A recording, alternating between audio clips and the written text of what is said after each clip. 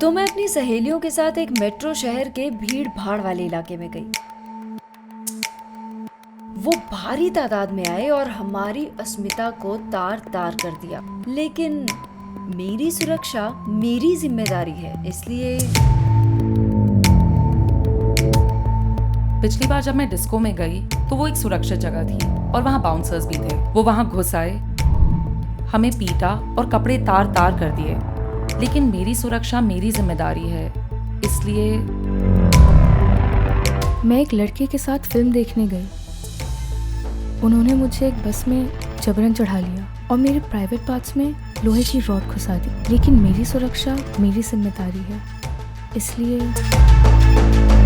मैं एक नौकरी की तलाश में गई। उन्होंने मेरी कैब बीच सड़क पे रोकी। फिर एक के बाद एक उन्होंने मेरा बलात्कार किया।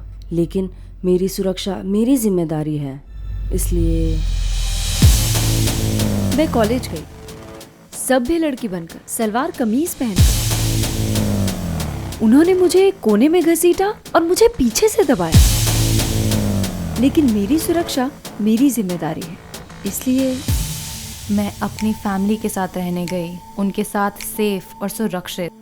वो सब मेरे अंकल थे, लेकिन उन्होंने मुझे अपनी भतीजी नहीं समझा। उन्होंने मेरे कपड़े उतारे और वही सब किया। लेकिन मेरी सुरक्षा मेरी जिम्मेदारी है, इसलिए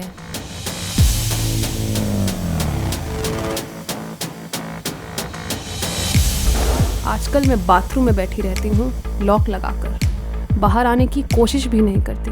वो आंगन में खड़े रहते हैं बाथरूम की खिड़की की ओर नजरें टिकाए। लेकिन मैं नहाती नहीं, क्योंकि मेरी सुरक्षा मेरी जिम्मेदारी है।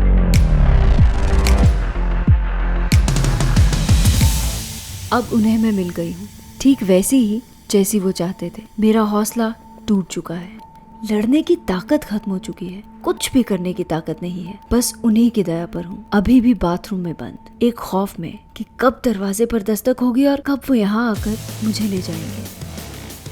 मैं वो भारतीय नारी हूँ जो स्पोर्ट्स में नंबर 1 आ सकती है, देश के लिए मेडल जीत सकती है, आर्मी ज्वाइन कर सकती है, CEO बन सकती है, पूरी दुनिया के लिए एक मिसाल बन सकती है। लेकिन तभी जब मैं इस बाथरूम से बाहर निकल पाऊंगी, क्योंकि मेरी सुरक्षा मेरी जिम्मेदारी है, इसलिए